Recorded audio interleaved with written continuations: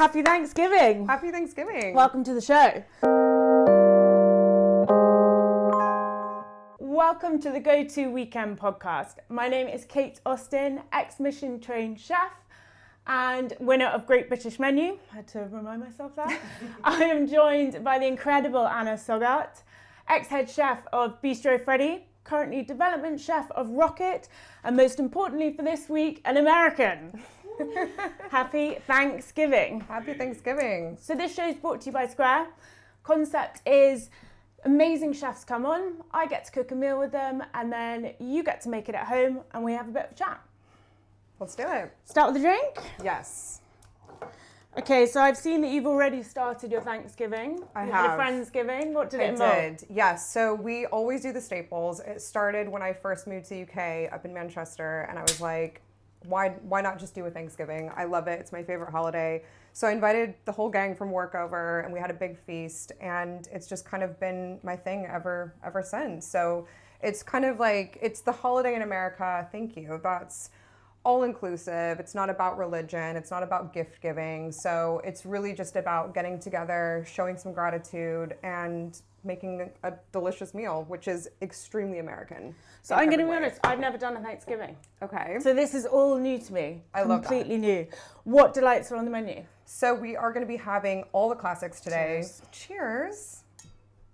We are having turkey. Mm-hmm. We're doing roast potatoes this year, not mashed potatoes. Shout out. You know, we're in England. Why not? Thank you. Then we're doing a sweet potato casserole, which is the most divisive dish in America, which we will get into. And then we're doing a classic cranberry sauce and then a super traditional stuffing. Cool. What do you want me on?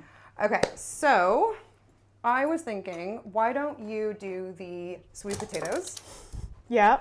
And then we will take it from there. So I will do kind of the dairy mix that goes into it. Right. And then if you want to get those out of the skin into a pan, and then we're into bowl, and we're all kind of, it's all going to just get mixed together and baked. And then we are going to cover it in marshmallows and grill it.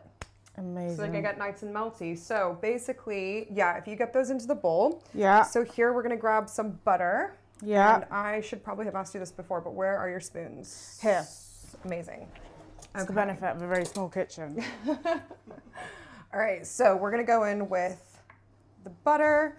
We're going to get some milk in here. And then we're going to get some brown sugar. Yeah, which I have. You have. Hidden behind over there.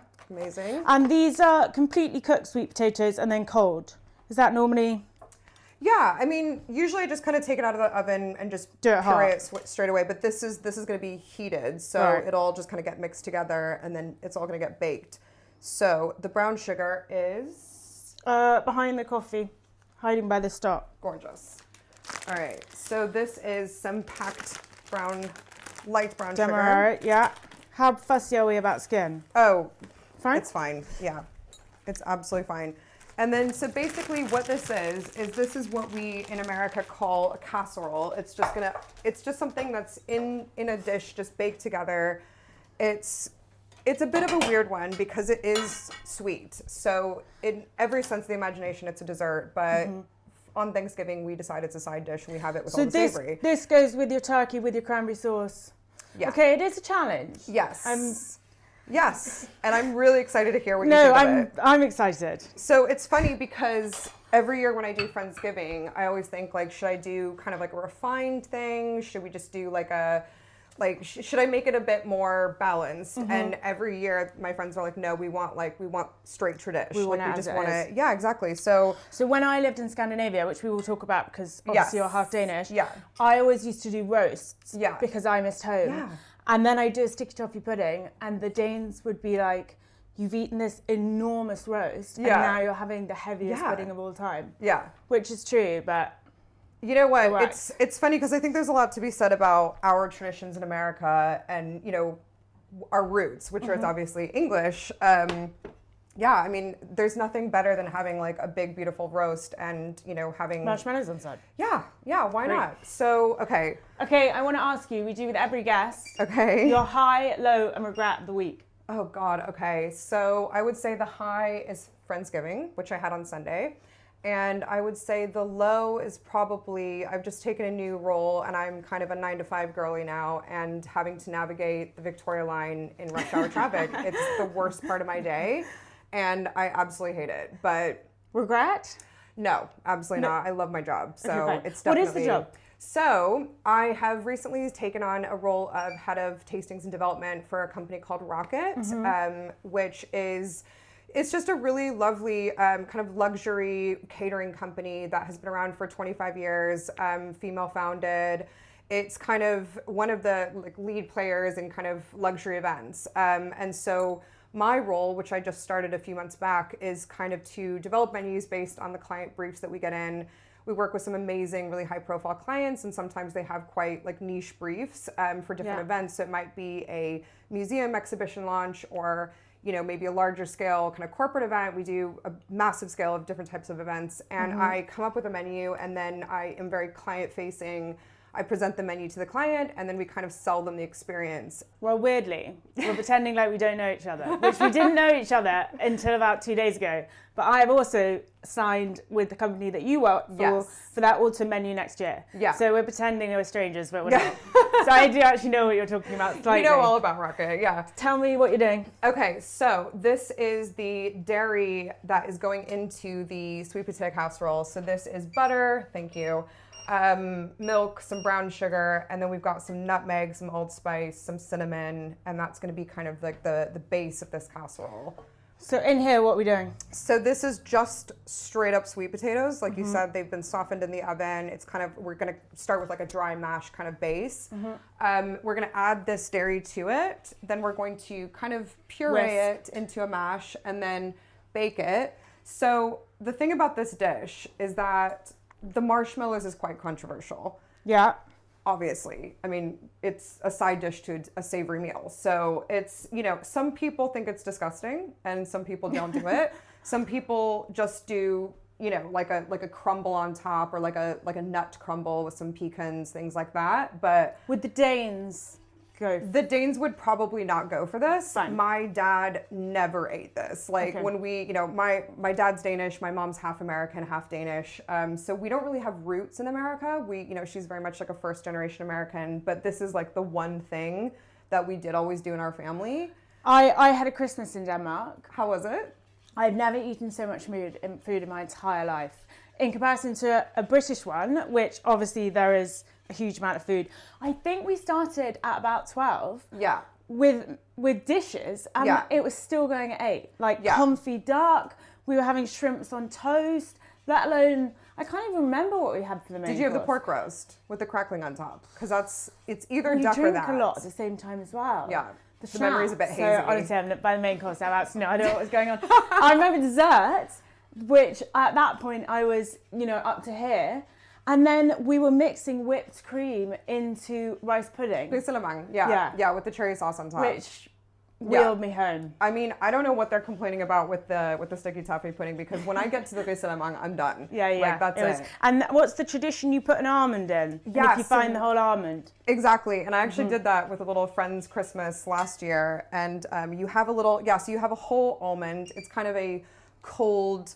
Because it used to be, we put sixpence in a Christmas pudding. Oh, do you? Is that the same kind of thing? Okay, I actually didn't know that. Yeah, That's really I think cool. it must be the same thing. Yeah. Someone's going to write in and tell us what the history is about it, so don't worry about it. So do you want to puree this? Yes. If you can reach. Oh, God. Give me the job that's going to absolutely sketch me up. Rock hard. If anyone can do it, it's you. I want to talk about Bistro Freddie. Okay. How did it come about? You were a head chef. Did you find that role challenging? Yeah, so I was up in Manchester working as a sous chef at a restaurant called Erst, and I was looking to move to London, and I got put in touch with the owners who, they just kind of explained the concept of it, kind of English French bistro, and our head of wine, Alex Price, who's become a really close friend of mine, she was heading up the wine side of it. I'm gonna go this. Yeah, let's do it. So it really just felt like a great kind of first head chef I role. could tell you started in a restaurant up north. Yes. Apparently one of your signatures is deep fried plaice with curry sauce. So if there's ever an example that someone began up there, it's a curry sauce. No, I know. I love northern chippies. Like, it is absolutely, like, the gravy, the curry sauce. Like, I absolutely adore fish and chips. And I was at uni at Newcastle. Oh, when were you? we watched the football, we always used to have curry and chips. Yeah, you know, it's the best. It didn't feel very on brand. But It's quintessential. It is absolutely stunning. Okay, so that we're just going to throw into a casserole dish. Fine. Here's one I Baking dish. prepared earlier. So we're just going to put this in, and then we're going to top it with the marshmallows, and then this is just going to get baked into the oven until, I mean, this is obviously already cooked. The eggs will, we didn't put the eggs in, but let's just pretend like there's eggs in here. There's eggs in here. There's eggs in here. And then it's just going to get kind of caramelized on top, which we can do with the help of a blowtorch. You know, we want it to be nice and caramelized, nice and, you know, have a bit of a crust on top. So.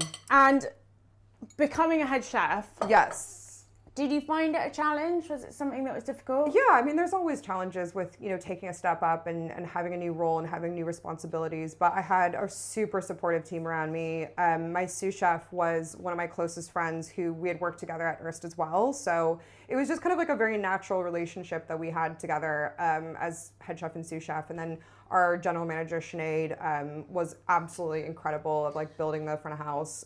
So I felt very supported. Did you feel a pressure as a female? Yeah, I think so. I mean, I think no matter what, I felt pressure because it was my first time cooking in London. It was, you know, my name behind something. There was nothing to really hide behind.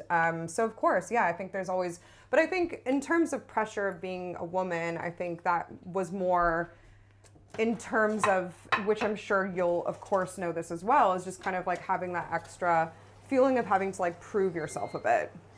Yeah. That's just steam, not smoke, by the way. So before we get this in, should we maybe grab the turkey out? Yes. Marshmallows? Yeah, so... Well, we ate all the marshmallows, so I'm just going to put this one to one side. And here's one I made earlier. So marshmallows on top. Did you put them on after or during? Yeah, so these kind of go in before the oven. They kind of melt very slowly. And then we've just added a bit more because why not? And then we've just kind of... Yeah, we've just blowtorched them. Stunning. Yeah. And you could do that earlier and then reheat? Yeah, definitely. It's all about cooking earlier, isn't I think the thing is that with Thanksgiving, everything goes into the oven. And so I think I usually kind of get all the side dishes. We do the first bake of the stuffing, which we'll talk about. Everything's just kind of ready to go. Yeah, I want to talk about your stuffing. So that when the turkey comes out, it's resting. That's when things get their final kind of blast. So, yeah. Wow. That is a beautiful turkey. Cranberry sauce. Do you have bread sauce? We don't. Do you like bread sauce? I love bread sauce. I really love bread. I love bread sauce. It's just not something that's, you know, that's traditional. I mean, I'm sure some people probably do it, but seeing your stuffing, yeah, and your sweet potato, yeah, they're a bit of a mashup. Yeah. So What am I doing? So basically, yeah, we would have turkey gravy is what we would do. Yeah. Which we can make. We have all the things to make it. That is one thing. Denmark. Yes. Your brown sauce and your gravy. Yes. Minging. Yeah. Oh my God. No. Okay. Brown colouring. Okay. No, I'm not being unfair here. It is an odd thing. Yeah. It's a very old school thing to use. We have a product called couleur, which is basically, it's like a brown coloring that you put in it, but somehow... Yeah, don't try. It literally is a brown colouring that goes in, okay? It somehow feels wrong without it. I mean, it's like, I don't know. It's one of those nostalgic old things. Yeah, you got used to it. It's like putting marshmallows in your turkey side dish. It's just something you just do because why not? Okay, so the cranberry sauce is going to be like a jammy sauce that it kind of is a tartness. Orange juice? Yeah, so I like to use clementines. Okay. So just because they're a little bit sweeter. So clementine juice, I'm not super particular about the amount. I just kind of cook it down until it looks right. Yeah. We'll put some sugar in there, and then I like to put a little sprig of rosemary. Yeah. And then that's sugar, it. Lots of sugar? Yeah, not too much, because we want it to be quite tart. And obviously we've got the marshies. We got the marshies, so, you know, we're not lacking in sweetness. But, yeah, that's just going to kind of get cooked down.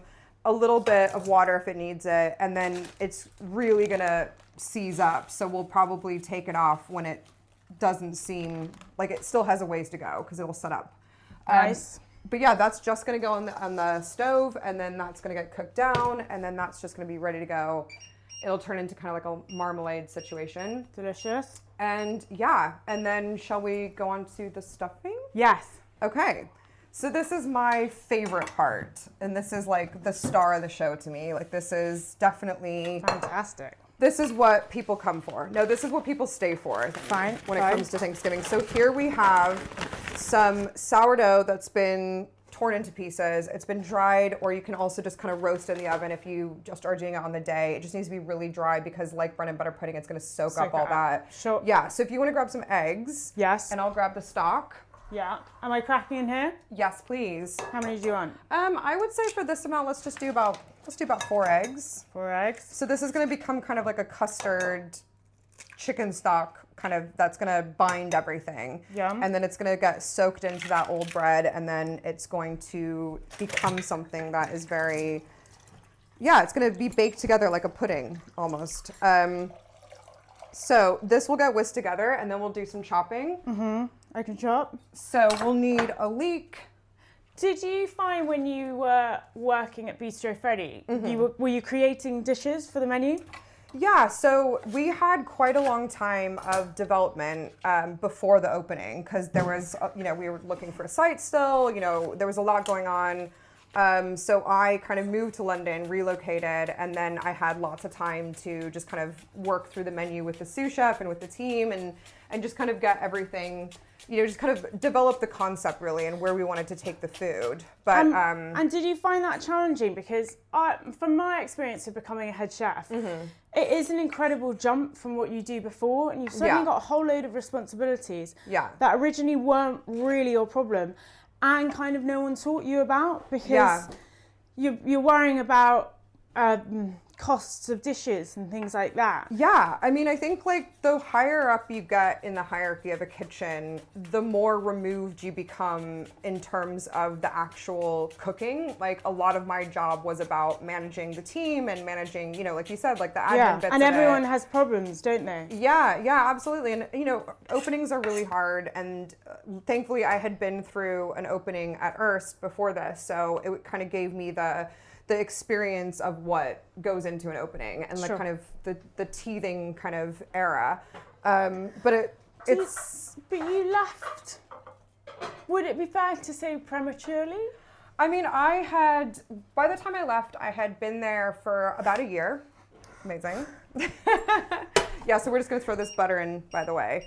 Yeah. And we're going to just kind of sweat down all these veggies. Yeah. So yeah, I left after a year. I just kind of felt like you just kind of feel it, don't you, when it's time to move on? Yeah, and I think it's a dangerous environment to stay in if you're done. Yeah. And I think, I was kind of thinking about the future, thinking about what else I wanted to do.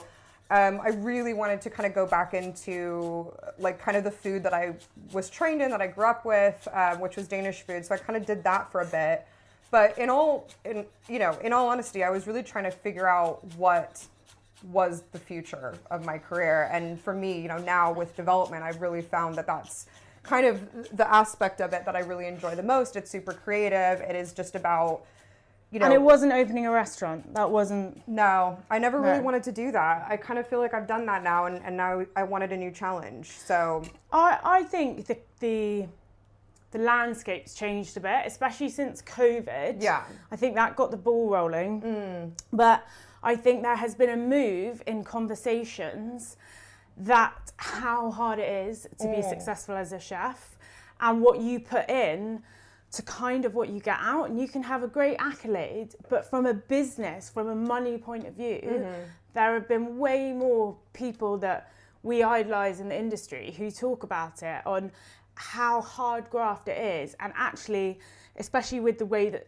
taxes and national insurance and all of that has changed. Yeah, absolutely. It's, food costs, all of that. It's a very daunting process. You have to be a business person when your entire time you've trained as a chef. Yeah. And they're not connected at all. Absolutely. No, it's so true. It's a lot of learning by doing. You know what I mean? And would you say it's right in that people then pick a different path? Like we are two people, kind of who's chosen a different path. Yeah. Like I think I got to 28 and realised the restaurant, as much as I would love Michelin star restaurant, and I would have gone for, what do you need? A spoon or something to... Baby spatula? Yeah, Perfect. How much I would have loved to do it wasn't going to bring me the security that I wanted. Yeah. I think mine was a bit less romantic than that, to be honest. Yeah, no, it's true, because, you know, at the end of the day, like, we went into this profession because we love to cook, you know what I mean? And I never wanted to be a business owner. I never wanted to, next is onion. Yeah. I never really, saw myself opening my own thing. For me, it was just about the cooking, and I think I just kind of wanted to get back to that, in all honesty. Fine. And so I did that by doing residencies and pop-ups, but like, as you know, because you know you do this, it's hard to be freelance, and it's such an unstable kind of environment to be in, because like we've spoken about, you're managing your own time, you're wearing all the hats, when do you really factor in time and off? it's always like, this is the last job, isn't it? Yeah, exactly. Have you ever worked with any nightmare chefs? I mean, who hasn't, No, great. I want to know. Well, give me another glass of champagne and we'll talk. But yeah, no, I mean, I wanted to get back to the love of cooking. And so I think that's also why, like, I'm so grateful to have had this role come to me, because it is really just full on creativity. I think the sense of fulfillment that I get now from creating these like visions that our clients kind of come to us wanting, or maybe don't know what they want, but they kind of have an idea of how they want the event to go, and we kind of bring that to life for them, is such a different type of fulfillment than, creating a restaurant menu and hoping people like it, you know what I mean? Or like you said, kind of thinking in terms of cooking in the way that you're, what's going to make money or what's going to sell, or, it's just such a different type of creativity. So you never go back? I mean, I don't want to say never, but for now, I really feel like this is what I want to be doing, for sure. Nice. Yeah. Nice. And you started Sup Her. Yes. Tell me about it. So. Also, why haven't I been included? Okay, well, 100% you will be. But yes, it started up in Manchester. It was our Somm at Erst, Kim McBride. She was volunteering for these incredible local organizations. There was one called Trafford Rape Crisis that we did a lot of work for, and we just were like, let's throw a supper club. Like let's throw a dinner. Let's raise some money. Let's try to call upon our suppliers, see what we can get donated, and then let's give all the proceeds to these really really underfunded predominantly female women. So we that's looking great. This is actually probably good. Okay. You can take that off. So, do you have a larger whisk? You stumped me. I don't. That's okay. It's this tiny badger. We found the one thing this kitchen doesn't have. But yeah, so we basically just decided to kind of take our skills and our expertise and bring people together for a good cause through food and drink, and then it's. We kind of it was really supposed to be a one-off. I'm just whisking these eggs and chicken stock, by the way. So this is gonna look very soupy, but soon it will kind of soak in all that liquid. And then we'll add our... Have you ever had Paxo? No. Honestly, it is unbelievable stuffing. It's stuffing? Yeah, out of a packet. Okay, so... Boiling hot water. What is English stuffing? I know, it's a surprise that I shouldn't say that.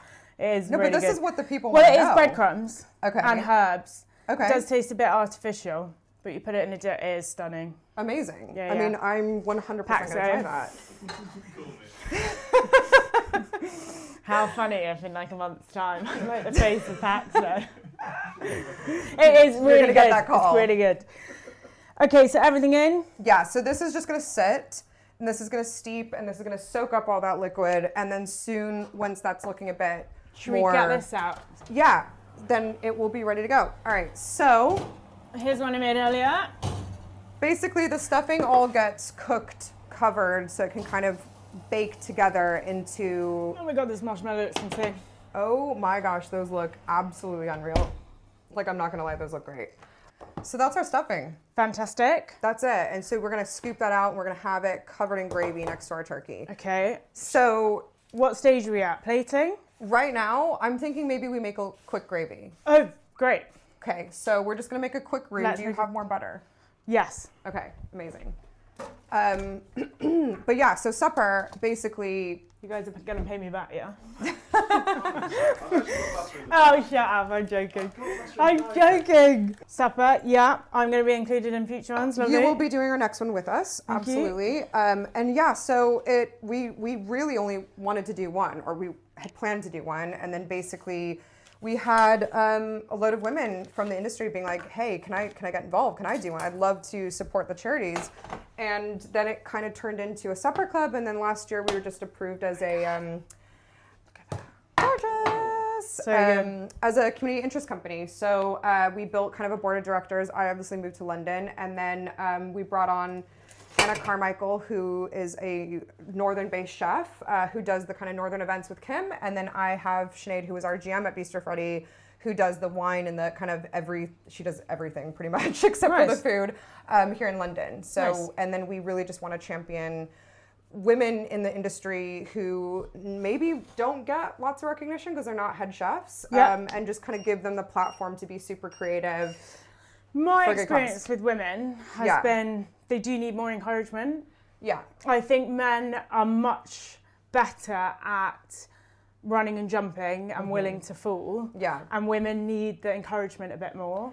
Yeah, I think when it comes to just putting yourself out there, I think it comes easier to men. But I find that there are so many incredibly talented women that don't realize how incredibly talented they are. And it's just, I love us being able to create that platform where we can showcase how amazing they are and maybe give them that confidence to then go on and continue to do more stuff and put their name out there. That's a huge part of what we do now. So, but where did it come from for you? Because obviously you've put yourself in very challenging positions. You know what? I don't know. I think it's one of those things where, I was in most of the kitchens I worked in, always been the only woman. And I think like you just kind of, the more confident I became as a cook, the more confident I felt in my skin. And, I've been really lucky to work with a lot of very supportive teams. And I've just, I've always just kind of said, we need more women to shout about what we're doing. And why not put myself out there, And if you've been the only woman, have you felt at times there was a sexist environment? Yeah, for sure. I mean, I don't know a single woman in the industry that has not felt that at some point. I think it was more to do with, people coming into the restaurant, especially when I was a head chef, not recognizing who's in charge, maybe not taking... Yeah, I always get asked if I'm a waitress. Yeah. Or, like, where's the head chef? Or things like, I think any woman that's in charge of a male-dominated space experiences that from men coming into the space and not recognizing that they could be the person in charge, or even when they know that that's the person in charge, maybe not. But that's interestingly a guest response. That's not fellow chefs in the kitchen. For me, in my younger days, yeah, for sure. Like I've had times when I was kind of maybe felt like, I wasn't being supported as I was progressing into the, or maybe they didn't want me to progress, yeah, absolutely. But you said, in your beginning years, and I think there is something that slightly has to be commented on that, because I feel the same I do think the industry has moved on. Yeah. And whilst there will always be challenges and we should always encourage, some of the experiences of mine were 10 years ago now. Really? And I don't know how helpful it is to flog them now. I think we should try and move on with it. I mean, I'm not taking away from things that do happen to people. Am I making a roux? Yeah. No, absolutely. I mean, I think that there's still a long way to go when it comes to kind of giving women opportunities in this industry to, I mean, I think there's still a lot of work to be done. I think that there's still very much a massive problem with sexism in kitchens. And, I think that that's something that we, sadly still experience quite a bit of. So what we're doing is we're making a roux. We're going to add some chicken stock, and then we're going to add these resting juices from the turkey, which will kind of make it more delicious and into kind of more of a turkey stock or gravy, we should say. Yeah, for sure. All right, so as that's browning. And then where's our cranberry that we made earlier? So Cranberry juice is working, and she is ready now. Lovely. Cranberry sauce. What do I need? Should I carve a turkey? Yeah, let's do it. Let's do it. God, it's time. That was the quickest Thanksgiving dinner I've ever made with anyone. Amazing. That little bird. Wow. Ben actually left it in the fridge and it's gone flat, so I just want to let everyone know. Only work with square food. So I'm assuming you don't have any brown coloring. No. I think I got some yellow one when I did a Muller advert and I had to do a yogurt. Oh my gosh. How did you find living in Copenhagen? You know what? I loved it. I had a great time. I was homesick. I did find it hard in working in a very high pressured environment away from home, and I didn't have a lot of friends, and I to be honest, I didn't know anyone. But yeah, I mean, I guess anytime you move to a new city, it's kind of a lonely place. But did you not find that working in hospitality and with, you know, in a kitchen team that you kind of had automatic friends? No, I felt quite the opposite. Really? To be honest, I didn't speak Danish, and everyone was Danish in the beginning, and then I became head chef pretty quickly. And I just think, in a 2-star, it's hard as a woman. I was 25. To be people's mates and be in charge of them. Yeah. And it was all kind of managing all of those different things. So I didn't, to be honest, but it was the most formative years of my career. So I'm very thankful for them. And what did you think of Danish food? I don't know how you're all so slim. It's so much butter, delicious. Yeah, I loved it, to be honest. It's Saturday night, the place is buzzing, and you've never felt more in control, because all those orders are being handled by a square kiosk. It lets customers order for themselves, so there's less confusion, less crowding, and less pressure on your team. Just smooth service start to finish. And when the shift wraps, your funds are already on their way, whether you want them the same day or next. And right now is the perfect time to get started, because this Black Friday you can get up to 50% off. Ready to streamline your business and get your setup sorted? Head to square.com to find out more. All right, so this is the gravy. We're putting the resting juices in. Stunning. That's ready to go. The smell. The smell. You are carving the bird. Yeah. And then we've got the potatoes, and we are good to go. Oh my gosh, look at that gravy. Can't wait for you to share that recipe. All right. Would you brine your turkey? We didn't talk about your turkey. Yeah, I would brine it because I think it does make a massive difference. Any tips for fitting it in small fridges? I mean, get a small turkey because you know what I mean. Like it's like fridge. There's no way about it. Like it's a big old bird. Is that?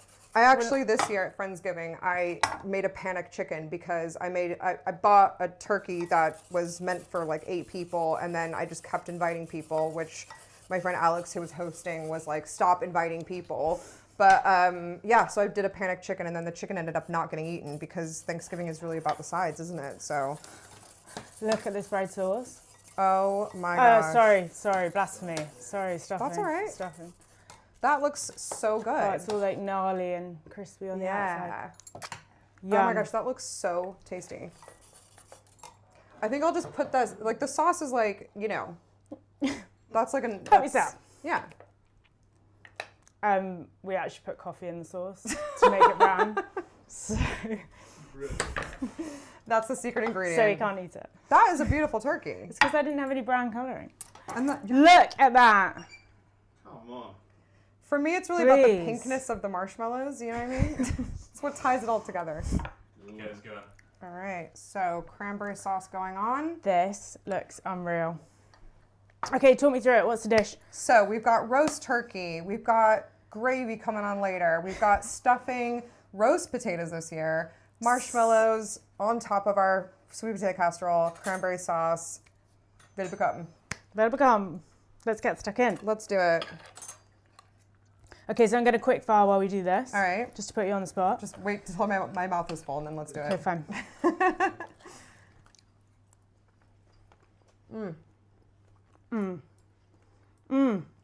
What do you think of the sweet potato? Oh my God, it's so good. Do you like it? Yeah, it's the spices. The spices are That's what does it. absolutely delicious. I want to get a bit. Oh my gosh, I'm so glad you like it. Yeah, of course. Can't say it's horrible, can I? And I'd be like, oh, God. That is delicious. It's the cranberry sauce that ties it together, though. I really feel like that. Like, Yeah, it's it's a like, bit of acidity, isn't it? yeah. Yeah, and texturally, just, that's a good turkey. Okay, you talking. All right. Quick fire. Where are you going to get your culture fix? Culture fix, I would say the Tate. Very Love nice. the Tate. Yep. Where's the best place for a late night drunken bite? Dumbo? Don't know it.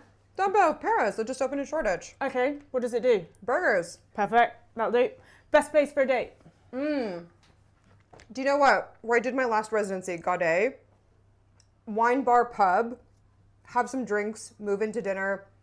Ling Ling's is doing an amazing residency there. Good 100% a good day vibe. Nice. Best Christmassy activity in London?